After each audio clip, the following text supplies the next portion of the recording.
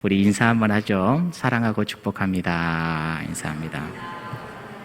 네. 창세기 1장 1절부터 우리가 계속해서 함께 나눕니다. 1장 1절 굉장히 어려운데 우리 한번 암송해 볼까요? 시작. 여전히 여러분들은 천재이십니다. 태초에 하나님이 천지를 창조하셨습니다. 하나님께서 이 창세기 1장 1절 말씀, 이 천지를 창조하신 그 구성의 물질들을 가지고 우리는 첫째 날에 하나님이 또 뭘 창조하셨고, 둘째 날, 셋째 날, 넷째 날 창조하신 것을 우리가 쭉 함께 살펴보았습니다. 자, 첫 번째 날 뭘 만들었다고요? 빛이 있으라 해가지고 빛을 만들었고, 이 빛은 우리가 알다시피 밝게 우리가 눈에 보이는 그런 광명체가 아니었다라고 우리가 이야기를 했죠. 말씀의 빛이었고 생명의 빛이었고 진리의 빛이었으며, 이 빛은 우리가 평생에 추구해야 될 근원의 빛이었음을 우리가 깨달아 볼 수가 있었습니다. 자, 둘째 날에는 하나님께서 궁창을 만드셨다고 그랬어요. 하늘을 두셔가지고 하늘 위의 물, 아래의 물 이렇게 나누셨지요. 그래서 하나님께서 궁창을 이렇게 만들었던 사건에 대해서 우리가 쭉 함께 나누었고요. 셋째 날에는 땅 위에 있는 모든 물들을 한 곳으로 모으셨어요. 그래서 땅과 바다를 어떻게 했죠? 분리시켰습니다. 셋째 날에 이루어졌던 그러한 이야기였죠. 그래서 땅 위에 온갖 풀과 채소들, 과목들, 또 열매 맺는 나무들을 이렇게 나게 하셨는데, 그때 우리가 강조해서 보았던 그러한 단어가 있었죠. 각각 그 종류대로 우리 하나님께서는 만드셨다. 그래서 진화론적으로 우리가 바라봐서는 안 된다. 우리 하나님께서는 다 하나 창조하셨다라는 것을 우리가 함께 나누었습니다. 그리고 넷째 날에는 어떤 것을 만드셨어요? 이제 광명체를 만드셨어요. 하늘에 해와 달과 별들, 일월성신을 넷째 날 만드셨어요. 그렇죠? 이 넷째 날 만들었는데, 이 넷째 날 하늘의 이 발광체들을 만들면서 우리가 크게 네 가지를 생각을 했거든요. 그 첫 번째가 뭐였냐면은, 창세기를 기록한 그 시기가 언제였다고 그랬죠? 지금으로부터 약 3,400년, 500년, 600년 그 전이었거든요. 자, 그런데 그때 당시에 사람들의 이 사고와 관념 체계에서 하늘의 해와 달과 별은 어떤 존재였다고요? 신이었어요, 신. 그때 당시 그들의 관념들은 다 신이에요, 신. 그런데 하나님께서 창세기의 말씀을 시작하면서 내가 해를 만들었어, 내가 달을 만들었어, 내가 별을 만들었어, 너희들 그거 숭배할 대상이 아니야, 이거 내가 만들었다라는 것을 우리 하나님께서는 우리들에게 일러주었다고 하는 것이죠. 그래서 우리들은 과거에 우리 토속적인 신앙, 샤머니즘이라든지 과거 옛날에 그러한 모습들을 보면 정말로 일월성신들을 많이 섬겼거든요. 그런데 그건 절대 섬김의 대상이 아니다. 섬김의 대상은 오직 누구예요? 우리 하나님밖에 없다라는 것을 우리가 함께 나누었어요. 또 하나, 이제 하나님께서 태양, 이 광명체를 만들었는데, 이 태양을 만듦으로 인하여서 시간이 생겼지요. 그렇죠? 시간의 개념을 쪼갤 수가 있었다고 했습니다. 자, 태양이 있는데 이 태양 주변으로 뭐가 돌아요? 지구가 돌고, 지구는 또 스스로 자전을 하죠.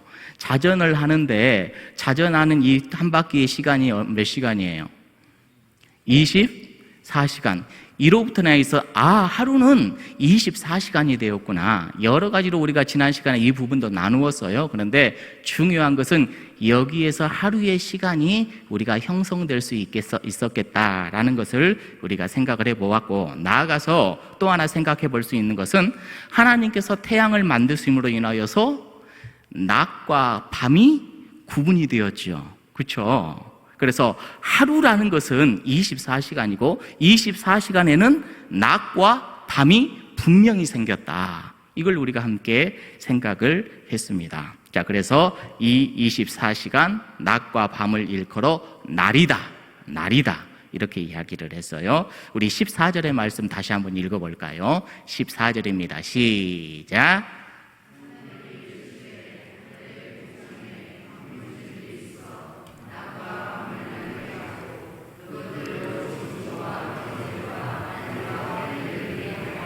아멘. 자, 우리가 그래서 지난 시간에 이거 집중적으로 좀 생각을 했었죠. 여러분, 낮만 있으면 온전한 하루가 돼요? 이거 아니라고 그랬죠. 물론 시간적으로는 하루다라고 이야기를 해볼 수가 있지만 밤도 있어야 돼요. 밤도 우리들에게 분명히 필요합니다. 낮과 밤이 한데 어우러져야지 정확한 하루의 날 우리에게 가장 필요한 시간이 되는 것 아니겠어요? 여러분, 우리는 낮을 좀 소중한 시간으로 여기고 밤을 좀 하찮게 여기는 그런 경향이 있는데 절대 그럴 수 없다고 그랬습니다. 낮이 중요한 만큼 밤이 중요하다.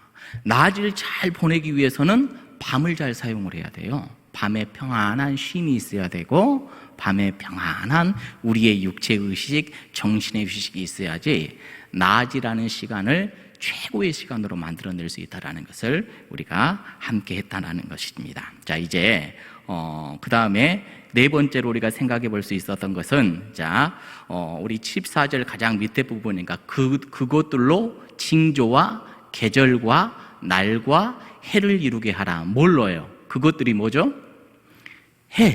해와 달로 인하여서 징조와 계절과 날과 해를 이루게 하라라고 했는데 이 해와 달이 있음으로 인하여서 뭐가 생긴 거예요?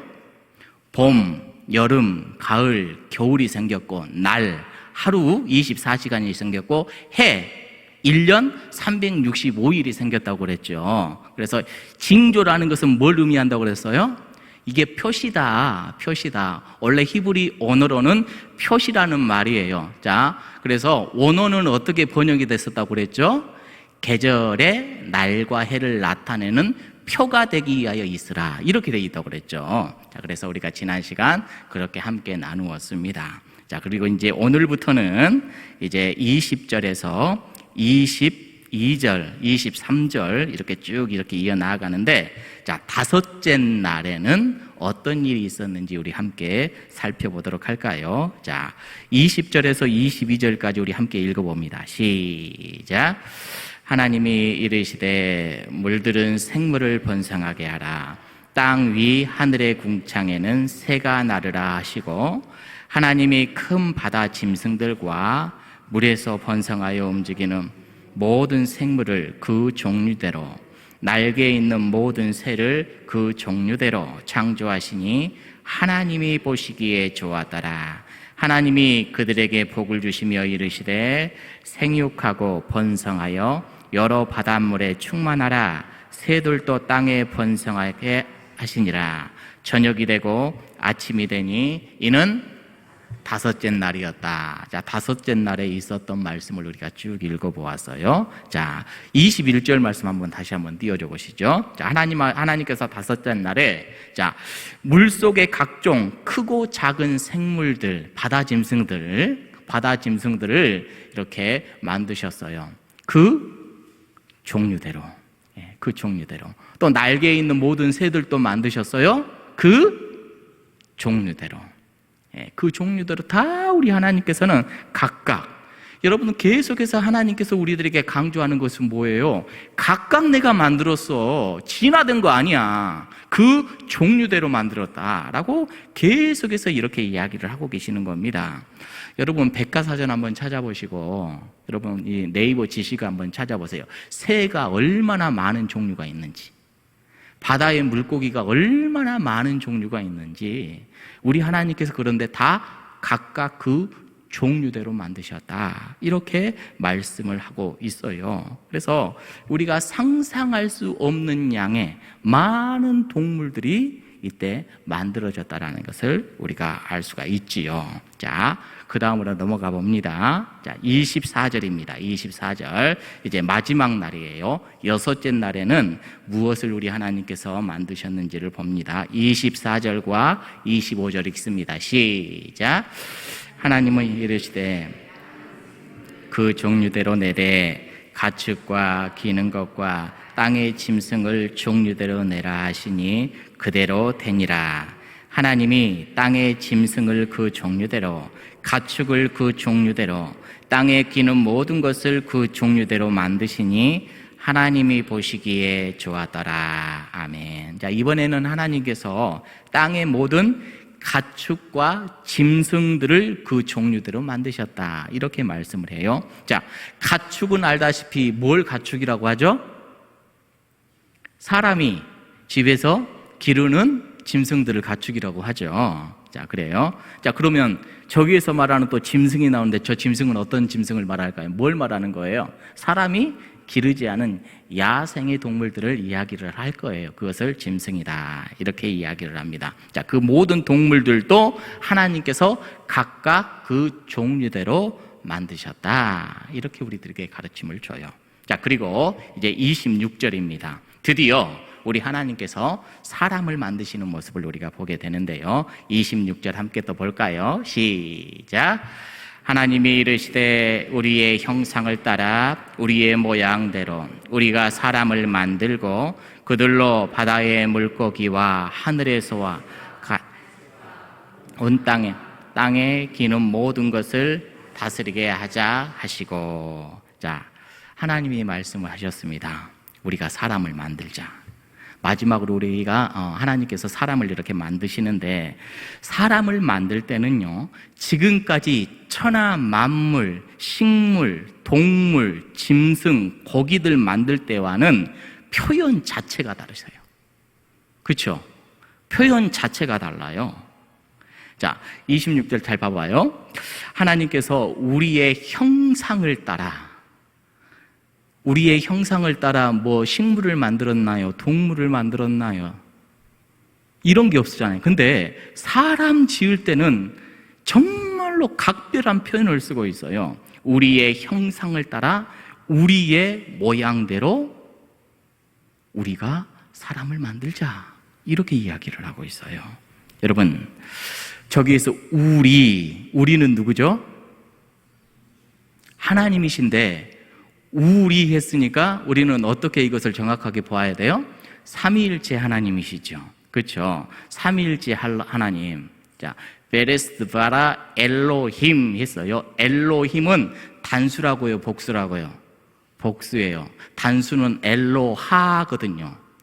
근데 하나님들 이렇게 되는 거예요. 하나님들. 그래요. 그래서 성부, 성자, 성령 하나님께서 만들자, 우리가 만들자, 이렇게 돼 있어요. 사람에 대해서는요, 특별한 관심을 보였다라는 것을 우리 창세기 첫머리에 우리들에게 가르쳐 줍니다. 여러분, 우리가 그냥 그런 사람들이 아니에요. 우리가 얼마나 하나님께서 특별한 존재로 우리를 지으시고 만드시고 보내셨는지 몰라요. 그러니 여러분, 우리는 정말 귀한 사람들입니다. 여러분, 서로를 귀하게 여기고 존중하고 서로를 위할 줄 아는 우리 모두가 되기를 간절히 원합니다. 자, 근데 여기 말씀을 계속 봐보게요. 하나님께서 누구의 형상을 따라? 우리의 형상. 이 형상이라는 이 말, 형상이라는 말은 히브리어로 첼렘이라는 이런 말인데요, 이 뜻은 그림자라는 뜻을 갖고 있습니다. 그림자. 그러면 우리 사람이 하나님의 뭐가 되는 거예요? 그림자는 어떻게 생기는 거죠? 실체가 있어야지 생기는 거잖아요. 그렇죠? 실체가 없으면 그림자가 있을 수가 없는 겁니다. 그림자는 실체에 대한 반응이에요. 자, 그래서 이 그림자라는 의미가 형상이라는 뜻으로 이렇게 번역이 되어서 우리에게 이렇게 이제 다가오게 된 것이지요. 자, 그래서 하나님의 아름다운 그러한 형상 자체가 우리들이 갖고 있다라는 겁니다. 이게 참 귀한 말이죠. 자, 그래서 형상, 그 다음에 우리의 뭐대로? 모양대로. 모양. 이 모양은 뭐냐? 히브리어로 테무르라는 이란 말인데요, 닮았다라는 거예요. 닮았다. 우리가 누구와 닮았다고요? 우리 삼위 하나님과 우리가 닮았다. 그래서 하나님께서는요, 당신의 형상을 따라서 당신의 닮은 모습으로 우리를 지으시고 만드셨다라는 것을 창세기 첫머리 우리들에게 가르쳐줘요. 자, 그럼 여기서 말하는 하나님의 형상이라는 무엇이고 하나님의 모습이라는 것은 과연 뭐냐? 하나님은 어떻게 생겼어요? 우리가 이렇게 생겼으니까 하나님도 우리의 모습과 비슷할 거야 라고 우리는 쉽게 이렇게 대받아치면서 생각을 해볼 수가 있지만 그렇게 생각을 해서는 안 돼요. 하나님은 누구시죠? 영이시죠. 하나님은 영이시니 우리와 같은 이런 형체를 가지신 분이 아니에요. 저기에서 말하는 형상은 형체가 아니에요. 형체가 아니고 하나님의 품성과 하나님의 속성을 우리가 닮은 존재다. 이렇게 해석을 하셔야 돼요. 우리는 누구의 품성? 하나님의 품성, 하나님의 속성을 가진 그러한 존재이다라는 것을 여러분들 잊지 마시기 바랍니다. 자, 그런데 왜 하나님께서는 왜 사람을 이렇게 만드셨을까요? 자, 26절 그 밑부분 밑에서부터 두 번째 거기서부터 한번 읽어볼까요? 시작. 그들로 바다의 물고기와 하늘의 새와 가축과 온 땅과 땅의 기는 하나님께서 사람을 만든 목적이 있네요. 그 목적이 뭐라고요? 하나님께서 만드신 온 세상을 어떻게 하는 거예요? 그래요. 이게 목적입니다. 하나님께서 사람을 만드시면서 목적을 두셨는데 우리를 하나님의 대리인으로 세운 거예요. 이 땅을 만드신 이 천하 만물을 잘 관리하고 다스리게 하기 위하여서 하나님께서는 누구를 만들었다고요? 사람 만드는 거예요. 사람 만든 거예요. 자, 그래서 우리가 어떤 존재인지를 이 말씀을 통해서 분명히 깨달아 볼 수가 있지요. 우리 하나님께서는 우리를 만드실 때 천하 만물을 하나님의 뜻대로 이끌어가는 존재로 이 세상을 만드셨다. 그러니 우리는 이 세상을 어떻게 해야 되죠? 잘 관리해야 되죠. 훼손하거나 파괴하거나 이 세상을 어지럽히거나 자연뿐만이 아니에요. 빛이 있으라 이 빛 가운데 거하면서 우리가 취해야 될 모든 것들을 어그러지지 않도록 우리가 잘 관리하고 이끌어내는 책임을 우리는 갖고 있는 그런 존재이다. 여러분 절대 잊지 마시기 바랍니다. 27절 보겠습니다. 27절 시작. 자기 형상 곧 하나님의 형상대로 사람을 창조하시되 남자와 하나님의 형상대로 창조하셨는데 27절에 덧붙여지는 말씀이 있어요. 하나님의 형상과 남자와 여자, 여기를 동그라미 쳐서 좀 이어놓으면 좋아요. 하나님의 형상, 남자와 여자. 자, 하나님은 남자예요, 여자예요? 지필랑 권사님은 남자라고 생각하세요? 하나님이 여자라고 생각하세요? 하나님의 형상대로 우리를 만들었다고 하는데 우리는 하나님이 남자라고 생각을 해요? 여자라고 생각을 해요? 옛날 우리의 어르신들은 다 남자라고 생각을 했어요. 가부장적인 세상을 사셔서 그래요. 자, 그런데 하나님을 남성상으로 이렇게 이해해 왔는데 하나님께서는요, 창세기 1장부터 당신의 형상으로 남자만 만들었다라고 이야기를 해요? 아니에요. 누구도 만들었다고요? 여자도 똑같이 만들었어요. 남자와 여자를 창조했다. 이렇게 우리들에게 가르쳐 주잖아요. 그렇죠? 자, 그래서 하나님의 형상대로 남자와 여자를 동시에 만들었다고 하는 것이 어떤 의미를 갖고 있는가? 하나님께서는 남성, 부성도 갖고 계시고 여성, 모성도 갖고 계신다라는 것을 우리가 알 수가 있지요. 여러분, 과거 옛날 이 모세가 이것을 기록했던 그 3,400년, 500년, 600년 이전에는 분명히 신들의 전쟁입니다. 다 신이래요, 다 신. 그리고 많은 신화들이 있었는데 어떤 신화든지 거기를 보면요, 남자 신도 있고 여자 신도 있어요. 자, 어떤 동네에 가면 정말로 파워풀하고 남성미 넘치고 힘이 있고 강력한 그런 능력 있는 신을 원할 때는 남자의 신을 딱 만들어가지고 우리의 신이다 이렇게 이야기를 합니다.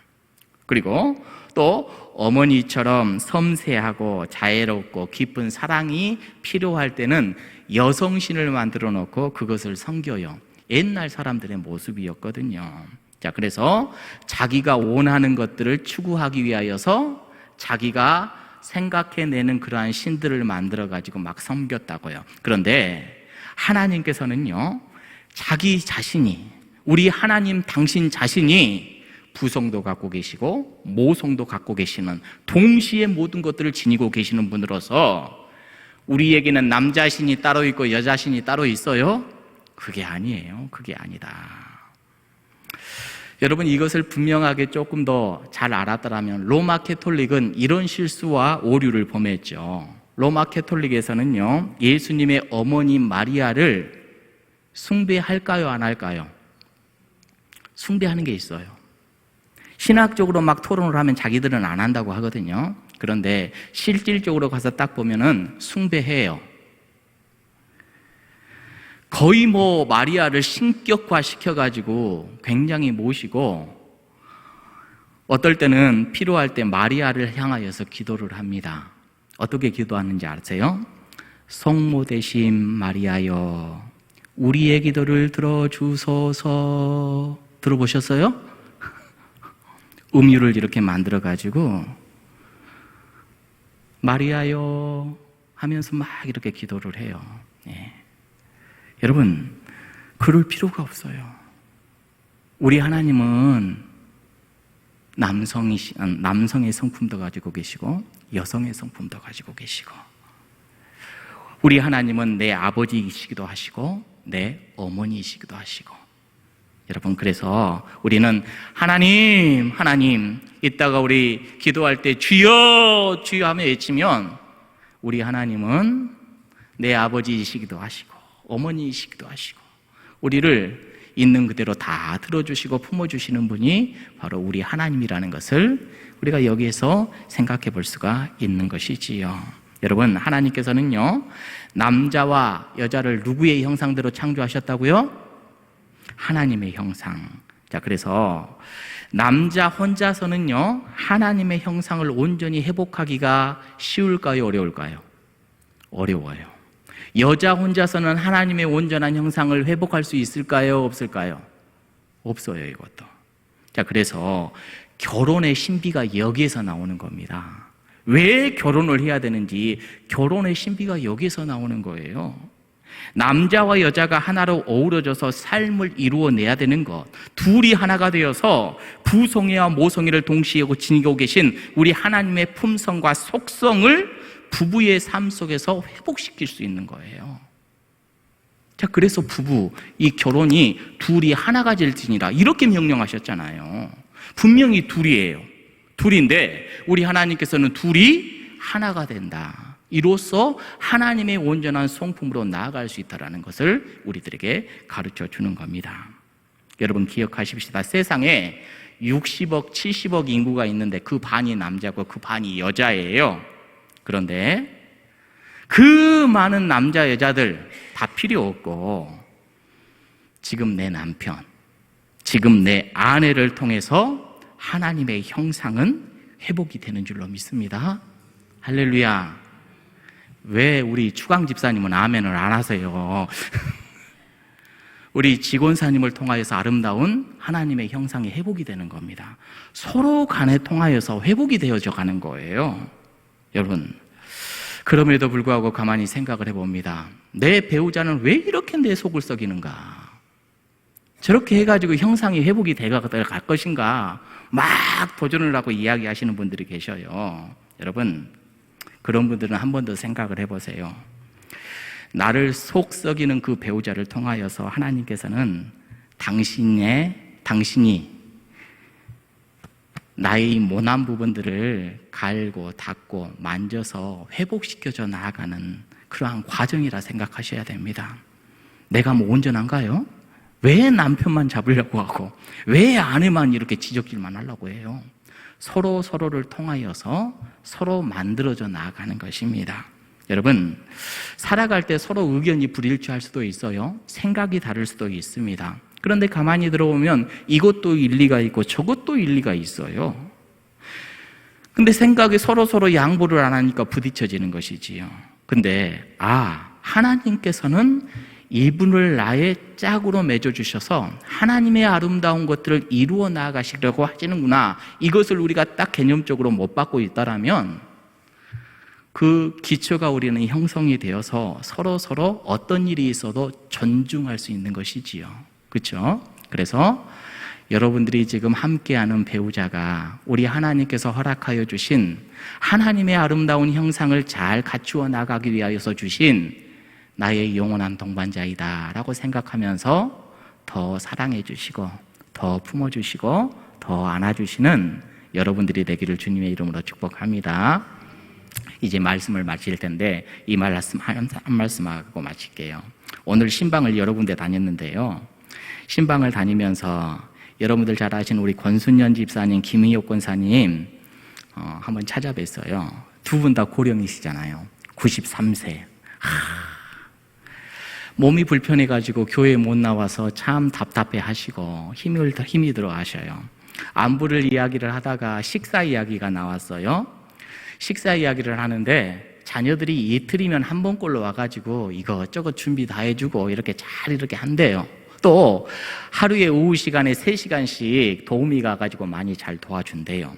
그럼에도 불구하고 권순현 집사님이 하시는 말씀이 뭐냐면 밥은 자기가 한답니다. 밥은 내가 한다고, 내가 하고 설거지는 우리 권사님이 한다, 이렇게 이야기를 하셔요. 그러면서 서로 힘은 들지만 권순현 집사님 그냥 다리가 아파서 잘 못 움직이시는데도 불구하고 끝까지 섬기려고 노력을 한대요. 이게 내 마지막 사명이다 생각을 하고 사랑하는 내 아내를 위해서 끝까지 내가 섬겨야지 하면서 그렇게 죽을 둥살둥 하신대요. 그래서 밥을 지어가지고 하면은 김희옥 권사님이 아이고 우리 남편 잘하네 이렇게 해준대요. 그리고 이제 또 식사 후에는 김희옥 권사님이 가서 설거지를 하신대요. 김희옥 권사님이 인지 능력이 많이 늘어져가지고 밥통 뭘 누를지도 잘 모르는데 그래도 설거지는 이렇게 하실 수 있다고 그래요. 그래서 설거지를 이렇게 하시면 권순년 집사님이 아이고 잘했어 하면서 이렇게 박수를 쳐주신대요. 그러면서 저에게 마지막으로 한마디 이런 말씀을 하셔요. 권순년 집사님이 93세이신데 우리 교회에 친구분이 계셔요. 정재봉 장로님. 정재봉 장로님 국민학교 때 친구였대요. 근데 정재봉 장로님 오늘도 이렇게 참석하셨지만은 생일이 더 빠르시대요. 정재봉 장로님 이야기를 하면서 존경한대요. 권순현 집사님이. 나는 정 장로님 그분 존경해요. 어떤 부분에서 존경하십니까? 라고 여쭤봤더니 다른 건 모르지만 정 장모님 사랑하는 그 아내에게 끝까지 하는 것을 보면서 정말로 존경스러웠다고. 김정순 권사님 천국 가는 그날까지 우리 정 장로님이 옆에서 수발 다 하고 지키고 돌봐주시고 정말로 그 모습을 보면서 나에게 죽을 때까지 내 사명이 하나가 있다라면 정재봉 장로님처럼 이렇게 옆에서 우리 김희옥 권사 그렇게 섬기다 하늘나라 가고 싶다. 그 이야기를 들으면서 제가 얼마나 은혜가 되고 그 이야기를 들으면서 얼마나 가슴이 따뜻해지고 이게 아름다움이구나 이런 생각이 들었습니다. 정말로 하나님의 자녀답다. 정말로 하나님의 형상으로 가득 차 진짜 아름답게 살아가는 복되신 분이시구나 그런 생각이 들었어요.